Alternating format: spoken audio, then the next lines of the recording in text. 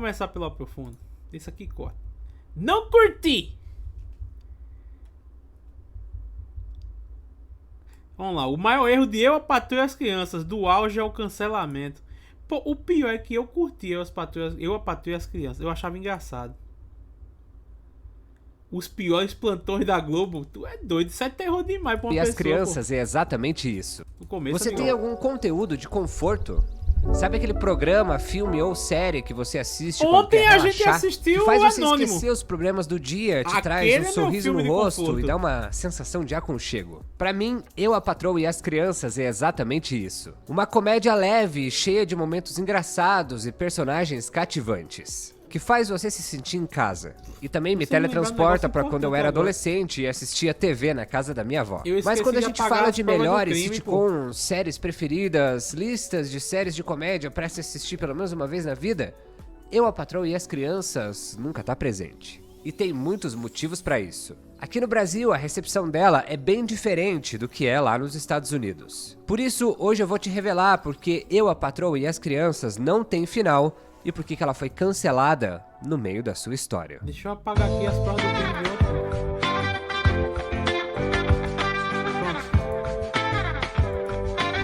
Pronto. Acabou.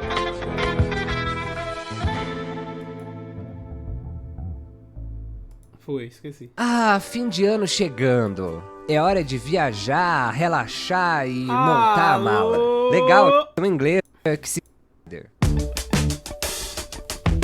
Eu, a Patroa e as Crianças nada mais é do que uma sitcom, um formato de série de televisão de comédia que se caracteriza por apresentar situações cômicas envolvendo Ele um grupo de mostrou ali personagens The Big Bang que Theory, frequentam eu não os mesmos consigo gostar locais. de The Big O Bang termo Theory. é uma abreviação da expressão inglesa situation comedy, que significa comédia de situação. As sitcoms são um dos gêneros mais bem-sucedidos da televisão e estão presentes na grade de programação da maioria dos canais. O conceito é bem amplo e pode se transformar em um monte de coisa. Ginny é um gênio é considerado uma sitcom. Os Normais também era uma sitcom. Os Simpsons, apesar de ser uma animação, também é considerado uma sitcom. Friends, That 70 Show, Will e Grace, Two and a Half Men e a lista continua. Elas podem ser gravadas em frente a uma plateia ao vivo, mas também podem ser feitas com uma trilha de risada colocada na edição, ou pode não ter nada disso. Apesar de não ser uma regra, as sitcoms têm algumas características parecidas.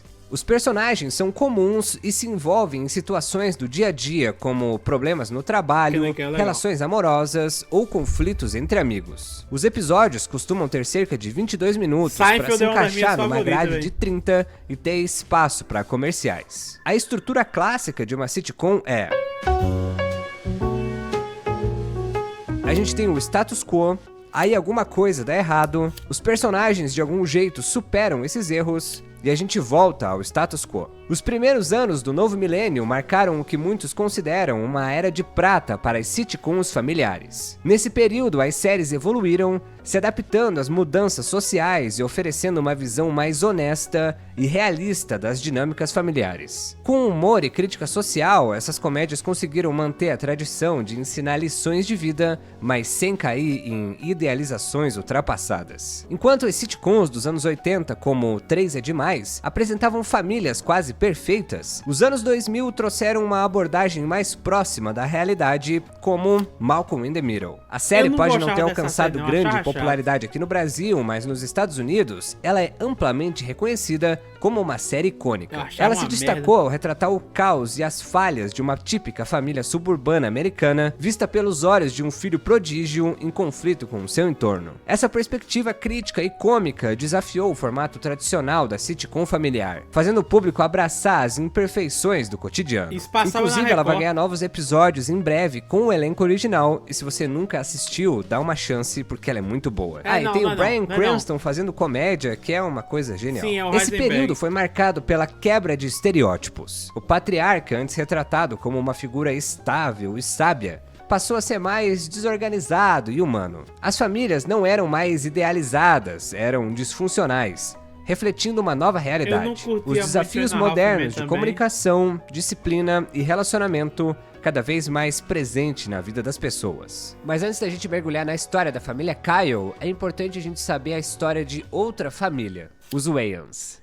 Nos anos 90, a comédia americana conheceu uma família que deixou sua marca na cultura pop. Os irmãos Keenen Ivory, Damon, Sean e Marlon Wayans fundaram a Wayans Bros Entertainment, É legal mesmo. uma produtora que se tornaria sinônimo de humor e sucesso no entretenimento. Tudo começou com o icônico programa In Living Color, criado por Keenen Wayans. O título da série foi inspirado nos anúncios da NBC durante a década de 60, em que eles destacavam transmissões em cores vivas antes da popularização da televisão colorida. O nome também fazia referência ao fato de que a maioria do elenco era composto por atores negros, contrastando com programas de comédia de esquetes da época, como o Saturday Night Live, cujos elencos eram majoritariamente brancos. O show, que contou com participação de vários membros da família, também revelou talentos que se tornaram lendas do entretenimento, como Jim Carrey, Jamie Foxx e a Jennifer Lopez. Com um humor afiado e sátiras sociais corajosas, ela ganhou um Emmy de melhor série de variedades, música ou comédia em 1990. O Bruno Mars chegou a homenagear o programa no videoclipe do seu single Finesse. O sucesso de Living Color durou 4 temporadas e chegou ao fim em 1994. Jim Carrey, em ascensão, estava prestes a se tornar uma estrela de Hollywood, começando com Ace Ventura. Enquanto isso, o restante do elenco original já mostrava sinais de desgaste, após anos dedicados à criação de esquetes semanais. Buscando algo mais concreto, menos contraventor e que desse menos dor de cabeça com uma história linear, os irmãos estrearam Dupla do Barulho em 1995 com Sean e Marlon Wayans como protagonistas. Mas logo eles sentiram que a televisão tinha suas limitações e decidiram se aventurar no cinema. E essa aposta deu muito certo. No início dos anos 2000, eles alcançaram boas bilheterias com filmes que se tornaram clássicos da comédia, como Todo Mundo em Pânico, As Branquelas, O Pequenino e, mais recentemente, os 50... Quem falar mal aqui de As Branquelas pode sair da minha live. Pode ir pra qualquer uma outra ali, ó. Clica aqui em cima que tem um bocado que você pode escolher. Mas ninguém fala mal das Branquelas aqui nesse filme, não. Tons de Preto, que esse último eu tenho que confessar que eu não assisti. Então, se você assistiu, deixa aí a sua opinião nos comentários, se é tão engraçado quanto esses últimos. Enquanto os irmãos focavam em comédias absurdas do cinema, Damon Wayans decidiu seguir um caminho totalmente diferente. O irmão que não aparecia muito na frente das telas, mas era um roteirista e comediante de mão cheia. O seu projeto era estrelar uma sitcom familiar. Damon Wayans contou com 2 nomes de peso para comandar toda a criação da série. Don Reel, criador e roteirista da série Blossom, um sucesso que era protagonizada por Mayim Bialik, com 15 anos de idade, a mesma atriz que interpreta a Amy em The Big Bang Theory. O outro criador é o Gary Campbell, conhecido por ser um dos principais escritores da Mad TV, um programa de sketches baseado na revista Mad. Don tinha experiência em sitcoms familiares e Gary em criar situações absurdas. 2 pilares de Eu, a Patroa e as Crianças. A ideia de criar a série nasceu de uma mistura de experiências pessoais e influências externas que marcaram a vida de Damon Wayans. Embora não seja uma autobiografia, a série carrega elementos inspirados diretamente na infância do comediante. Wayans cresceu em uma casa onde seus pais mantinham um relacionamento feliz e estável, algo que ele queria retratar na televisão. Em entrevistas, o ator revelou que o casamento de mais de 40 anos dos seus pais foi a base para criar uma família sólida e positiva com seus 9 irmãos. No entanto, a série também refletia um lado mais íntimo da vida de Wayans. Após passar por um divórcio, ele enxergou no programa uma oportunidade de reviver, mesmo que de forma ficcional, a beleza de ser casado. Essa mistura de nostalgia e desejo pessoal ajudou a moldar o tom otimista da vida familiar, apresentando... Eu não sei por que vocês estão admirados, porque são 9 irmãos.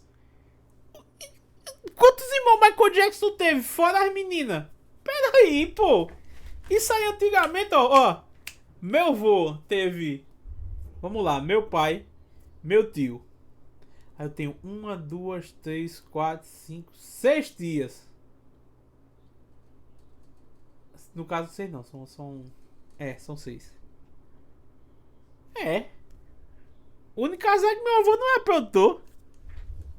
Na verdade, meu avô é produtor rural. Aí veio pra Recife e tá trabalhando galinha. Wayans também buscou inspiração em outras sitcoms que já haviam deixado a sua marca. especialmente o The Cosby Show. Assim como Bill Cosby, ele queria criar um pai carismático e firme que fosse o centro da família. Wayans disse: ele era inteligente no programa, as crianças não conseguiam enganá-lo, as histórias tinham uma universalidade clara e o tema principal era: eu não sou seu amigo, sou seu pai e serei seu pai para sempre. A série trata de um pai que atua como disciplinador. No entanto, o Wayans tomou um cuidado específico. Ao invés de destacar questões raciais, ele optou por uma abordagem universal, onde o foco estava na dinâmica familiar comum. Sua intenção era que Eu, a Patroa e as Crianças fosse acessível a todos os públicos. A série acompanha a vida de uma família americana. É engraçado que em seriado americano mais antigo, as casas são iguais, né, velho? Os Kyle. O patriarca Michael Kyle é um pai rigoroso e sarcástico que se orgulha de ser o chefe da família e adora pregar lições aos filhos. Lições essas que são bem malucas. Jay Kyle, sua esposa, é a voz da razão, equilibrando os exageros de Michael com sua sabedoria e paciência. Juntos, eles tentam educar seus 3 filhos. Junior, um adolescente desajeitado e sem muita inteligência. Claire, a filha do meio, que começa como uma jovem inteligente, mas depois se torna mais preocupada com a popularidade. E Cad, a caçula travessa e adorável. Michael tenta ensinar seus filhos lições sobre a vida, como o valor do trabalho, o significado da responsabilidade e o poder de uma boa disciplina, mas suas tentativas quase sempre resultam em confusões. Pois é, My cara, Wife isso and é Kids, estranho, ou né? Eu, a Patroa e as Crianças, estreou em 28 de março de 2001. Sim, já faz quase 24 anos. Nossa! A personagem Claire Kyle, filha do meio da família, passou por uma das mudanças mais notáveis. Durante a primeira ela temporada e evoluiu parte da bastante. segunda, Claire foi interpretada por Jess Rayco, cuja versão da personagem era sarcástica, espirituosa e muito parecida com o pai, no quesito inteligência e personalidade. No entanto, Rayco deixou a série Ela após a cresceu e primeira ficou meio temporada. panga. Um dos motivos Pois teria é. sido a objeção de sua mãe a um enredo da segunda temporada, no qual a trama envolvia a gravidez de uma amiga da Claire. Assuntos polêmicos e tabus eram temas A Claire recorrentes mudou na série, demais, e pô, isso cê é não doido. ia mudar. Além disso, Rayco decidiu seguir um caminho diferente na sua carreira, se dedicando ao seu sonho de se tornar dançarina profissional. Com a sua saída, o papel de Claire foi assumido Aí. por Jennifer Freeman. Essa mudança não foi apenas de atriz, mas também de abordagem. A nova Claire se transformou em uma jovem popular e superficial, com um foco maior na aparência Sim. e menos na inteligência. E a troca abrupta de atriz foi contornada do melhor jeito possível. Claire, O que foi? o que está diferente em você? O que você tá falando, pai? Eu só coloquei o meu cabelo pra trás. Seja lá o que for, parece uma nova pessoa. Na terceira temporada, a personagem da Vanessa, namorada do Júnior, Júnior. foi interpretada por Megan Good. No entanto, a atriz também deixou a série no final da temporada, sendo substituída por Brooklyn Sudano na quarta temporada. Isso eu nunca Essa percebi. troca nunca foi explicada no enredo, deixando o público apenas aceitar a nova Vanessa sem maiores explicações. Já o Andrew McFarlane interpretou 2 personagens Tony. diferentes ao longo da série. Na primeira temporada, ele foi o Roger, o namorado da Claire. Já na segunda temporada, ele voltou como Tony, o namorado religioso da Claire, assumindo um papel fixo. A gente vai começar 2025 com 300 mil inscritos no canal, então se você ainda não se inscreveu, aperta nesse botãozinho aqui, homem por aí, favor, escuta o homem. que isso me ajuda muito a divulgar o canal, a aumentar os números, Verdade. pra gente trazer sempre É. vídeos de qualidade como esse. Aproveitando o gancho do meu amigo Costa do Ibu, paizão. E esse tema, Eu, a Patroa e as Crianças, foi escolhido pelo Clube Aprofundo. Se você também quiser ter o seu nome no final de todos os vídeos Ai, e assistir obrigado, Zumbi. eles um dia antes de todo mundo, é só apertar nesse botão Seja Membro, que você vai ser muito bem-vindo. É isso, muito obrigado, bora voltar pro vídeo. Por favor. A série se destacava por unir um humor absurdo com os problemas reais das famílias dos anos 2000, trazendo à tona assuntos considerados tabus. Por exemplo, na primeira temporada, a Claire, a adolescente, já tá entrando na fase da rebeldia e começando a se interessar por relacionamentos. Já o Junior quer aprender a tocar. É aquela cena clássica onde o Michael taca fogo na guitarra para ensinar que o Jimi Hendrix era lendário. Em um momento importante da temporada, o Junior experimenta a verdinha por influência de um amigo. Mas Michael e Jay mexem com a cabeça deles da maneira mais hilária possível. E na maioria dos episódios, apesar das lições malucas e das confusões, no final, a gente sempre vê o Michael e a Jay sendo amorosos e falando sério com os filhos sobre questões importantes. É incrível ver como os personagens eram tratados de maneira humana, Eu me lembro com que medos, inseguranças. no episódio que o Júnior vai dizer ao pai que engravidou a Vanessa, o episódio termina meio que em tom sério, tá ligado? Mas com aquela resenha de apoio. E que o Michael ia botar o Júnior pra trabalhar lá na empresa dele e tudo mais, tá ligado? É doideira.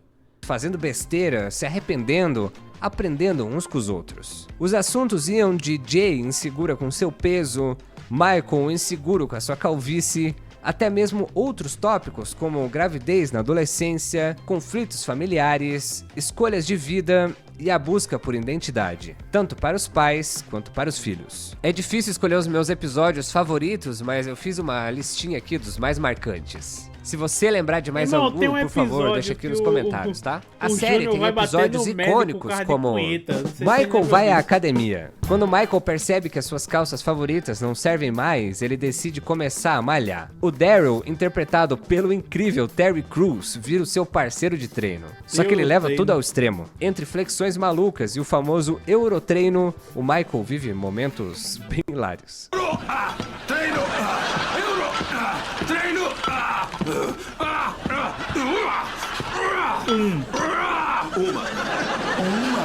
A empregada. Enquanto Jay está no seminário, Michael contrata a senhorita Hopkins, interpretada pela saudosa Betty White, uma governanta perfeita no estilo Mary Poppins. Mas a sua perfeição começa a irritar a família, culminando numa cena bem surreal. Acabei de ver a senhora Hopkins voando sobre a casa com um guarda-chuva na mão.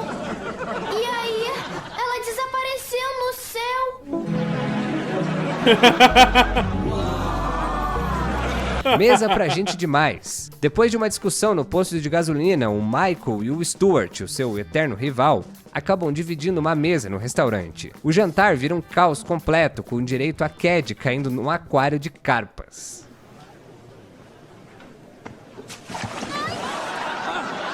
Não! A criança caiu no laguinho!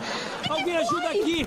Mãe ortodoxa, pai liberal. Durante uma oficina de teatro, o Michael e a Jay tentam montar uma peça na escola da Cad. Só que a Jay fica doente e o Michael assume o posto de diretor, criando uma peça que não faz sentido nenhum. Quem não lembra do icônico? E lembrem sempre, olho do amendoim no buraco do amendoim. Jay é artista. Jay decide pintar um retrato nu do Michael, gerando muitas piadas. Mas o momento mais inesperado vem com um poema aleatório do Júnior sobre a dor suburbana. Matar, socar, esfaquear, sangrar! Puxa, um maluco lá do Por que o Nani. garoto suburbano está tão irado? Eu não tenho ideia. Os Kyles vão ao Havaí. Não há episódios especiais de Natal, nem de nenhum outro legal, esse feriado, episódio porque o do Havaí é Damon legal. é testemunha de Jeová. Então o que chega perto de um episódio especial é aquele quando a família Michael decide Kyle é viajar pro testemunha de Havaí. Jeová? Mas nada sai como planejado. Voos ruins, bagagem extraviada e muita confusão tornam a viagem um pesadelo. Deixa pra lá, olha só quem vem andando pela praia. Quem é o papaizinho? Quem é o papaizinho? Quem é o papaizinho? Eu sou o paizinho dela! Ela é minha filha! Reunião de classe. Michael e Jay participam da reunião dos seus antigos colegas de escola. Ai, não, Michael tenta triple impressionar back, com a sua bye bye dança bird. triplo Bye Bye Bird para Aí, ó. vencer o seu outro rival, o Bob Shaw.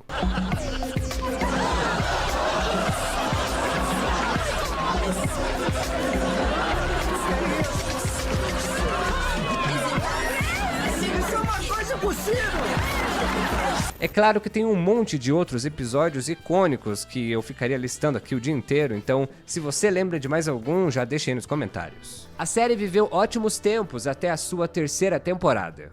A Entertainment Weekly criticou duramente a série no final da segunda temporada, ficou sem pé destacando a nem suposta cabeça, falta de apareceu química o entre pai da Damon e Vanessa. Tisha Campbell, o que prejudicaria a dinâmica romântica do Ficou casal estranho. protagonista. A crítica sugeriu que a relação parecia insustentável, sem evidências claras de amor, algo essencial em comédias familiares. Além disso, Michael Kyle foi acusado de ser agressivo e até abusivo em suas atitudes. Outros veículos também apontaram que muitos episódios eram genéricos ou reciclados de outras produções, questionando a originalidade dos roteiros. Apesar disso, a audiência, de forma geral, não compartilha dessa visão. Tanto é que Damon ganhou um prêmio como artista masculino favorito em uma nova série de televisão, e o show como um todo ganhou o prêmio de nova série de comédia favorita na televisão no People's Choice Awards. Mas nem tudo é perfeito. Eu, a Patroa e as Crianças estava sofrendo com a flanderização. Deixa eu explicar. Flanderização de Flanders? Do Simpsons? A flanderização é o processo em que uma característica marcante de um personagem é exagerada ao ponto de se tornar sua única identidade. O termo vem do Ned Flanders dos Simpsons. No início, o Ned era um vizinho gentil e equilibrado, com uma fé cristã forte, mas sem excessos. Com o passar das temporadas, ele foi transformado em uma caricatura. Todas as suas falas e piadas passaram a girar exclusivamente em torno da sua religiosidade extrema. Esse fenômeno não acontece apenas com Ned, mas em várias séries onde personagens começam complexos e acabam reduzidos a uma única piada recorrente. A flanderização pode gerar humor rápido, mas também pode prejudicar a profundidade e evolução de um personagem ao longo do tempo. O pior é que o Junior Flanders passou é um de um bom burrinho vizinho, para né, um completo idiota, extremamente exagerado. Tony, o namorado religioso da Claire, virou um fanático. O Franklin passou de um menino inteligente para um professor com PhD. E assim por diante. Visto que as sitcoms só terminam pela 8ª ou 9ª temporada, tudo indicava que a série ainda tinha uma boa audiência e daria muito caldo. A 5ª e última temporada da série traz várias mudanças e desafios para a família Kyle. Jay se forma na faculdade, mas de uma maneira desastrada e sem o glamour esperado. Michael decide vender sua empresa para o Bob Shaw, permitindo que ele passe mais tempo com a família. No último episódio, Michael se vê confrontado com a possibilidade de uma vasectomia, mas quando decide fazer a cirurgia, descobre que Jay está grávida. E aí? Tudo pronto? Aham. Olha, amor, eu fiquei aqui pensando sobre isso, tá? E eu quero que cancele tudo. Eu não quero que vá pro hospital passar por todo aquele trauma. Vai ser muito mais fácil pra mim fazer a vasectomia. Esquece a Halle. Agora não importa mais, Michael. Por que não? Porque eu estou grávida.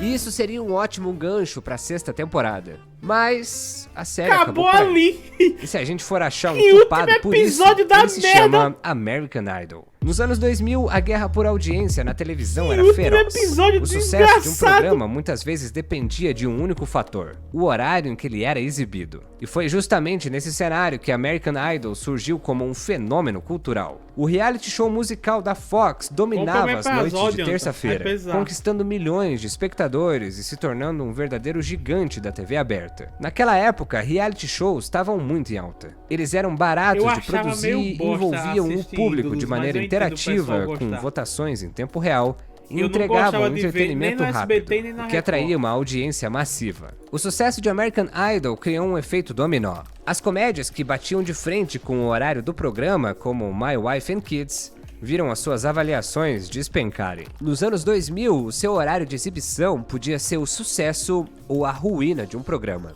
E, infelizmente, Eu, a Patroa e as Crianças acabou sendo mais uma vítima dessa batalha por audiência.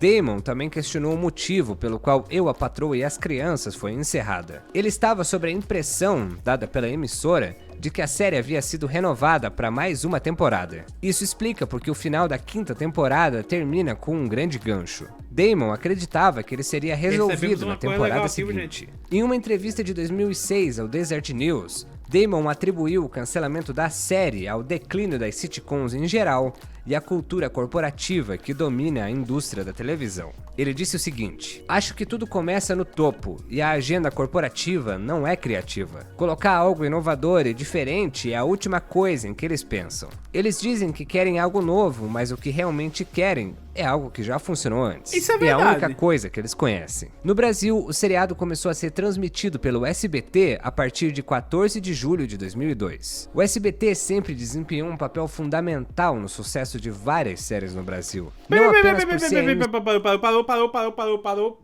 Parou. É 2002, não? 2002?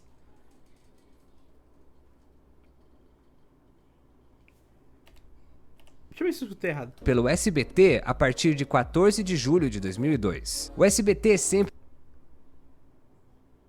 Caramba.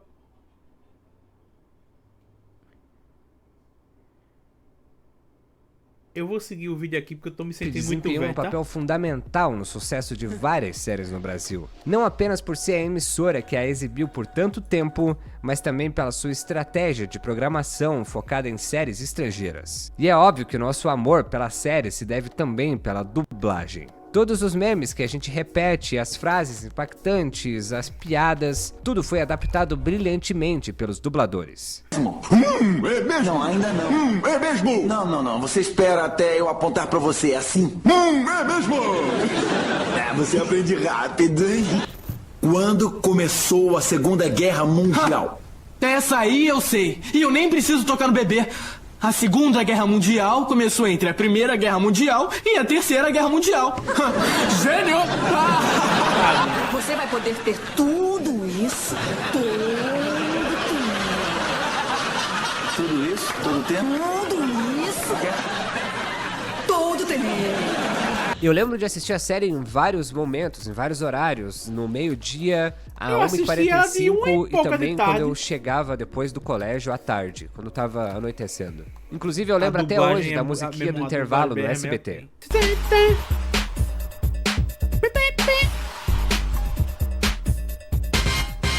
E claro, os erros de gravação que passavam no fim do episódio. Olha, E o que ele vai aprender com isso? pra começar, tranca. E o que ele vai aprender com isso? Olha, pra começar, vai aprender a sentar de pé? Embora Eu, a Patroa e as Crianças tenha sido finalizada há mais de 18 anos, a série voltou a ganhar destaque, especialmente após alcançar a 7ª posição nas paradas de séries mais assistidas da Netflix americana no início de Caramba! 2024. Na Netflix Esse retorno ao americana? centro das atenções tem gerado especulações sobre uma possibilidade de um revival ou até mesmo de um reboot. No entanto, embora os fãs Acho tenham muito demonstrado difícil grande acontecer. interesse na continuidade da história, não há planos oficiais para reviver a série. Gabriel. Damon Wayans, por exemplo, está focado em novos projetos, como a série Papa's House, em que ele atua ao lado do seu filho real, o que parece afastar a possibilidade de retornar ao papel de Michael Kyle. Tisha Campbell continua ativa na televisão, trabalhando em diversas séries, além da carreira de cantora. Jennifer Freeman, aos 38 anos, continua... Essa menina tem 38 anos. Esses dias, desse ano, a filha dela fez 16. E ela parece ser mais nova que a filha, pô.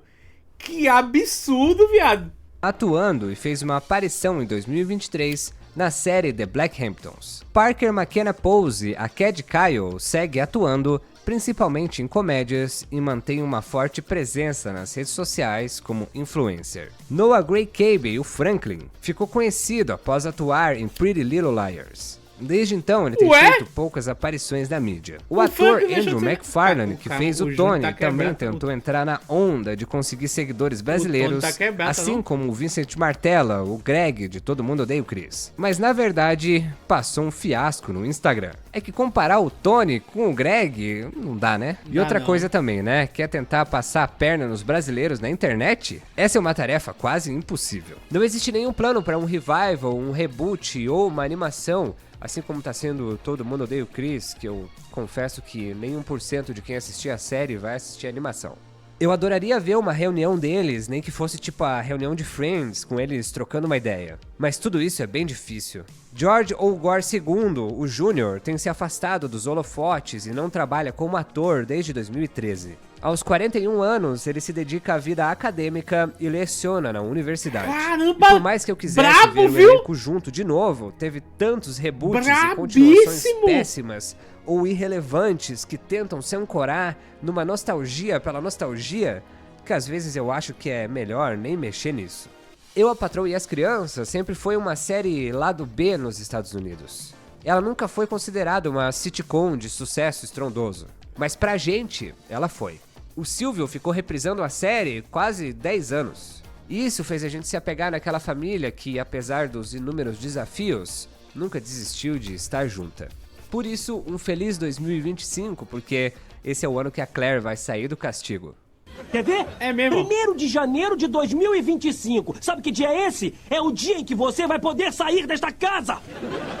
E eu vou aproveitar esse fim de ano pra maratonar Eu, a Patroa e as Crianças pela 1000ª vez. Feliz Natal, feliz Ano Novo, e se a gente não se vê... Disse até logo, até mais ver, bom voyage, mais adeus, boa viagem, vai em paz, que a porta bata onde o sol não bate, e não volte mais aqui, hasta la vista, baby, esse café desse céu. Tá certo. Pessoal, esse aí foi o vídeo O Maior Erro de Eu, a Patroa e as Crianças, do auge ao cancelamento. Nosso querido canal Aprofundo. Tá aqui, ó, Lau. Sempre legal, né, velho? Sempre legal. Eu gosto de ver os vídeos do Aprofundo.